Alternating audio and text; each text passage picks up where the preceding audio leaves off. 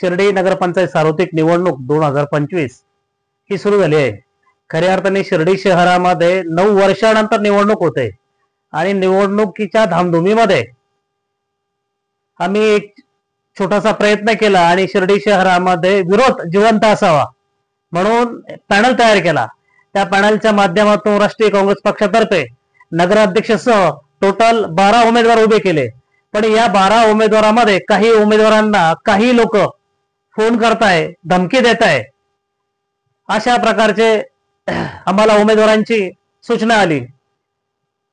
जर सगळे उमेदवार गरीब घरातले, कोणाचीही राजकीय पार्श्वभूमी नाही, एकदम सर्वसामान्य कुटुंबातले लोक आहे, अशा धाडदणग्यांना ते निवडणुकीमध्ये 1% ही ते नाही, तरी सुद्धा ह्यांना कसली भीती आली की ते आमच्या उमेदवारांना फोन करताय, रिक्वेस्ट करताय, माघारीचा प्रयत्न करताय। हा काय प्रकार आहे?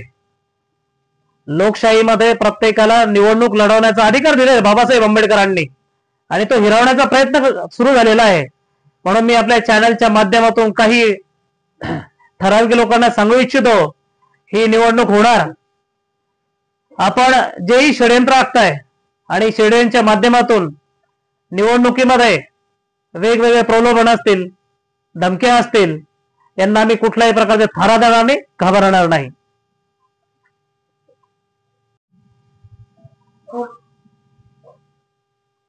शिर्डी नगर परिषदेची 2025 ची सार्वत्रिक निवडणुकीचा कार्यक्रम लागल्यानंतर आम्ही काँग्रेस पक्षाच्या वतीनं या निवडणुकीत सहभागी झालेलो आहोत आणि नगराध्यक्ष पदाच्या उमेदवारासह आम्ही 11 ठिकाणी सदस्य पदाचे, नगरसेवक पदासाठी उमेदवारी अर्ज दाखल केलेले आहे आणि या निवडणुकीमध्ये, या लोकशाहीच्या उत्सवामध्ये आम्ही सहभागी झालेलो आहोत।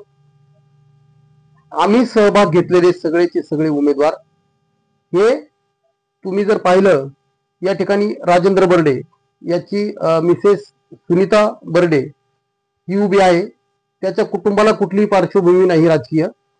त्याच्यानंतर रफिक शेख हा अतिशय गरीब कुटुंबातला कार्यकर्ता आहे, मुस्लिम समाजाचा, तो सर्वसाधारण जागेवर उमेदवारी करत आहे।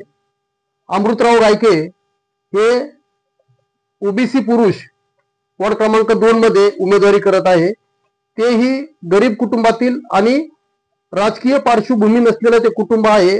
राजकारणात जरी सक्रिय असलं तरी पण इतके सक्रिय नाही की ती प्रस्थापित आहे, म्हणजे विस्थापितांच्याच यादीमध्ये त्यांना पण मोजलं जातं। हे आमचे ऍडव्होकेट अविनाश शेजवळ यांची मिसेस, यांच्या धर्मपत्नी सौ माधुरीताई शेजवळ या नगराध्यक्ष पदाची उमेदवारी काँग्रेस पक्षाच्या वतीने शिर्डी नगर परिषदेसाठी करीत आहे। अतिशय चांगला चेहरा, सुशिक्षित, कुटुंबाची ही राजकीय पार्श्वभूमी आहे। कुटुंबाची म्हणजे माहेरकडचं पण कुटुंब त्यांचं राजकीय आहे। त्यांचे वडील हे मनमाड नगर परिषदेचे माजी नगराध्यक्ष आहेत, त्यांचं सासर देखील राजकीय पार्श्वभूमी असलेलं कुटुंब आहे। परंतु जरी राजकीय पार्श्वभूमी असली तरी देखील ते विस्थापितच आहे, कारण ते प्रस्थापित राजकारणी नाही। संदीप तारडे हा नवयुवक आहे, कालिका नगर भागात राहतो आणि सामान्य कुटुंबातला आहे, त्याचा राजकारणातला त्याला रस सुद्धा कळत नाही, परंतु काँग्रेसकडून तो उमेदवारी करत आहे।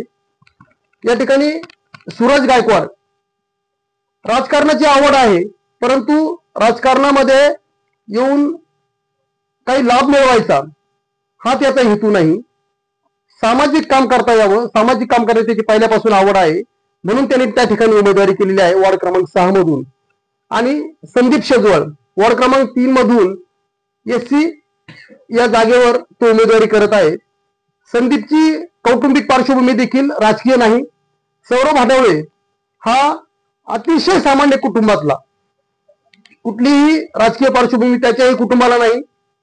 असे यांच्यासह मी स्वतः शहर काँग्रेसचा अध्यक्ष तर आहेत, परंतु हे सगळं घडवून आणण्यासाठी मी ऍडव्होकेट अविनाश शेजवळ, अमृतराव गायके, सगळेच, राजू बर्डे, आम्ही सगळे प्रयत्न करून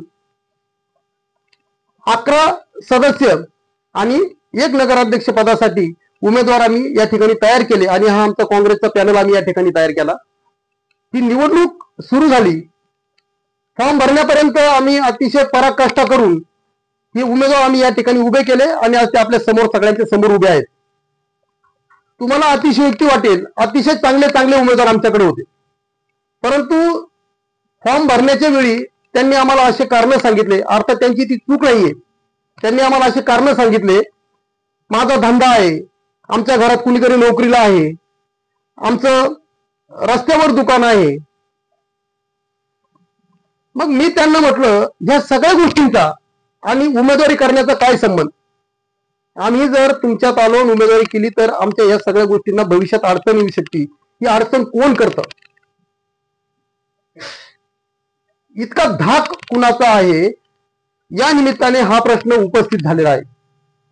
त्यांनी अपक्ष उमेदवारी केल्या, अनेक उमेदवार जे आहेत त्यांनी अपक्ष उमेदवारी केल्या आणि त्यांना म्हणतोय तुम्ही पुरस्कृत व्हा, काँग्रेस पुरस्कृत. परंतु ते म्हणतात तुम्ही आम्हाला मदत करा पण पुरस्कृत पण नको. इतकी दहशत. मी त्यांचं देखील अभिनंदन करेन, कमीत कमी त्यांनी निडरपणे या निवडणुकीमध्ये सहभाग तरी घेतला. मी आणखी एका उमेदवाराचं नाव तुम्हाला सांगायचं राहिलो, मनीषाताई भाडंगे. अतिशय छोटस कुटुंब आहे, कालिका नगर मधून आमच्या प्रभाग 5 मधून ते उमेदवारी करत आहे. आज आपल्याशी इतकं घाईघाईत बोलण्याचं कारण असं आहे, आम्ही ही निवडणूक लोकशाही पद्धतीने लढवायची, आमच्याकडे कुठल्याही प्रकारची यंत्रणा नाही, आम्ही कुठल्याही प्रकारचे आमिष दाखवून किंवा कुठल्याही प्रकारचे प्रलोभन देऊन मतदारांना आकर्षित करण्याचा प्रयत्न करणार नाही आहोत. आम्ही ही निवडणूक लोकांना विकासाच्या मुद्द्यावर जाऊन त्यांना अपील करणार आहोत, त्यांना विनंती करणार आहोत आणि मग त्यांना मतं मागणार आहोत. खूप सारे प्रश्न या शिर्डी शहरामध्ये आहेत. हे सगळे प्रश्न जे तयार झालेले आहेत, ते तयार झालेले प्रश्न कुणामुळे झाले? ज्यांनी आलटून पालटून सत्ता या शिर्डी शहरामध्ये भोगलेली आहे त्यांच्यामुळे हे प्रश्न तयार झालेले आहेत. आणि त्या प्रश्नावर काम करण्यासाठी त्यांच्याकडून जे प्रश्न सुटले नाहीत, म्हणजे विकासाचा आमचा अजेंडा काय असेल तर ह्या लोकांनी जे कामं केले नाही, इथली बेरोजगारी वाढलेली आहे, शिर्डी शहरातली गर्दी कमी झालेली आहे, नगर मनमाड रस्त्याचा प्रश्न आहे, इथं गुन्हेगारी वाढलेली आहे, इतके प्रश्न या शिर्डी शहरामध्ये आहे. या सगळ्या प्रश्नावर काम करण्यासाठी आम्ही आमची भूमिका घेऊन जनतेसमोर जाणार आहोत. परंतु सत्ताधारी जे आहेत ते आमच्या उमेदवारांना आमिष दाखविण्याचा प्रयत्न करत आहेत. अगदी नगराध्यक्ष पदाच्या उमेदवाराला देखील मॅनेज करता येईल का, असे प्रयत्न सुरू आहेत की काय, अशी देखील शंका आमच्या मनात निर्माण झालेली आहे. कारण तसं वातावरण या शहरामध्ये तयार केलं जात आहे आणि मी शिर्डीकरांना हे लक्षात आणून देण्यासाठी आजची ही प्रेस कॉन्फरन्स आपल्या सगळ्यांच्या उपस्थितीमध्ये आमच्या सगळ्या उमेदवारांच्या समक्ष आम्ही शपथ नाही घेतली, आम्ही साईबाबांची शपथ घेतलेली नाही, आम्ही कुणालाही शपथ दिलेली नाही, आम्ही फक्त एकमेकांच्या हातावर हात ठेवून प्रतिज्ञा केलेली आहे की आम्ही कोणत्याही आमिषाला, प्रलोभनाला बळी पडणार नाही, कोणत्याही प्रकारच्या षडयंत्रांना आम्ही आमचा बळी देणार नाही, आमच्यातला एकही उमेदवार फुटणार नाही, ही आम्ही या ठिकाणी अशी प्रतिज्ञा केलेली आहे. आम्ही आमच्या एकमेकांच्या हातावर हात ठेवून ती प्रतिज्ञा केलेली आहे. याच्यामध्ये शंका असायचं कारण नाही, फक्त लोकांच्या मध्ये काहीतरी संभ्रम निर्माण करायचा, अफवा पसरायची, हे जे सुरू आहे याच्यासाठी आम्ही आज सगळे एकत्र आलो. आम्हाला खरं म्हणजे आम्ही सगळे प्रचारामध्ये व्यस्त आहोत आणि आमचा प्रचार देखील तुम्ही पाहत असाल, तुम्हाला सगळ्यांना दिसत असेल की लोकांना वाटते शांत का आहे. आम्ही शांत नाही, आम्ही आमचं जे काही सुरू आहे ते अतिशय व्यवस्थित संत गतीने आम्ही सशाबरोबरची लढाई कासवाच्या गतीने आम्ही लढत आहोत आणि ही लढाई आम्ही लढत राहू. यश अपयश याच्यावर आम्ही फार लक्ष देत नाही, परंतु निवडणूक मात्र झाली पाहिजे. माझी विरोधकांना, सत्ताधाऱ्यांना देखील विनंती आहे, आमच्यासारखे गरीब कार्यकर्ते या निवडणुकीला सामोरं जात आहे, तुम्ही ही निवडणूक लढवा ना, तुम्ही ही निवडणूक लढवली पाहिजे. ही निवडणूक लढवल्यानंतर लोकशाहीने जो सगळ्यांना अधिकार मताचा दिलेला आहे तो अधिकार त्यांना प्राप्त होईल. ते मतदानाच्या दिवशी सकाळी उठून मतदानाला येतील, त्यांना ज्यांना करायचं त्यांना ते मतदान करतील. परंतु तुम्ही याला मागे घे, त्याचा विड्रॉल घे आणि जनतेला नको असलेले नगरसेवक पदाचे असतील, नगराध्यक्ष पदाचे असतील, जनतेच्या मनात नसलेले लोक जर तुम्ही तिथं बळजबरी नेऊन बसवले तर 5 वर्ष परत त्या लोकांच्या मध्ये एक कायमचं एक वातावरण ते मानगुट्यावर त्यांच्या भूत बसलेलं असेल की हे सगळं हे लोक का करतात. उद्या म्हणजे काही जसं तुम्हाला मी अगोदर सांगितलं जसे आज जे अपक्ष झाले आहेत त्यांना काही मजबुऱ्या त्यांच्या होत्या. तर माझी जे सत्ताधाऱ्यांना परत एकदा विनंती आहे, तुम्ही इतर ठिकाणी त्याचा कुठं तुम्हाला वापर करता आला तर जरूर करा, परंतु हा जो लोकशाहीचा उत्सव आहे तो लोकशाहीच्या पद्धतीने साजरा होऊ द्या.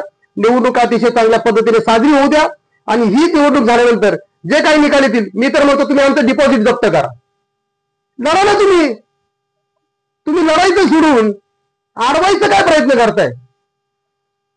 या निमित्ताने फक्त हे आज आपल्याला सांगायचं होतं आणि हे आम्ही आपल्याला सांगितलं आहे. माझी तुम्हाला विनंती आहे, या आमचं जे काही आम्ही आमचं मत तुमच्या समोर मांडलेलं आहे, कृपया आपण हे फार चांगल्या पद्धतीनं म्हणजे जसंच्या तसं लोकांच्या मध्ये जाऊ द्या, शिर्डीकरांच्या मध्ये जाऊ द्या, शहरातल्या प्रत्येक मतदारापर्यंत जाऊ द्या.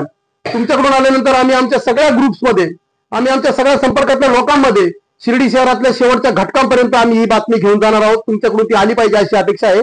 मी तुमच्या सगळ्यांचे खूप आभार मानतो. तुम्ही सगळ्यांनी अतिशय कमी वेळात म्हणजे 15 मिनिटाच्या कॉलवर तुम्ही सगळे या ठिकाणी आलात आणि आम्हाला सहकार्य केलं, त्याबद्दल मी तुमच्या सगळ्यांचे खूप आभारी आहे. आणि आमचे नगरसेवक पदाचे, नगराध्यक्ष पदाचे जे उमेदवार आहेत त्या सगळ्यांच्या वतीने देखील तुमचे मी खूप आभार मानतो. धन्यवाद. दबाव टाकला जातो असा तुमचा आरोप आहे, मात्र तुमच्याकडे तो दबाव जो टाकला जातो हे त्याबाबत काही दबाव टाकला जातो. दबाव टाकताना कुणी त्याचा पुरावा सोडत नाही. दबाव जेव्हा कुणी टाकतो ना तेव्हा त्याचा कुणी पुरावा सोडत नाही. पण मी तुम्हाला सांगतो, दबाव टाकला जात आहे, प्रलोभनं दिली जात आहे, हे निर्विवाद सत्य आहे. उद्या जर काही घडामोडी घडल्या तर मी तुम्हाला आज जे सांगितलेलं आहे की उद्या सत्य होण्यापेक्षा तुम्हाला आजच ते सांगून टाकलेलं आहे. कारण आमचे सगळे गरीब पोर आहे आणि श्रीमंताचा आला गाडा आणि गरीबाची घरं मोडा असा जर कार्यक्रम त्यांनी राबवला आणि मग परत आमच्याच सगळ्यांच्या तुमच्या काय निष्ठेवर, तुमच्या प्रामाणिकतेवर शंका घ्यायला हेच लोक वाव मोकळा करून जाणार. परत त्यांचं काय खरंय ते फुटले. आता याच्यात विरोधकांचं मला तर आहेच, पण आमच्यातले पण गरबीती बरेच आहेत. कोण काय करतंय काही कळत नाही. परंतु आम्ही जी वज्रमूठ या ठिकाणी केलेली आहे एकजुटीची, ती आम्ही कोणत्याही प्रकारे ढिली होऊ देणार नाही. ही निवडणूक आम्ही अतिशय ताकदीनं आणि सत्याच्या बाजूने लढणार आहोत.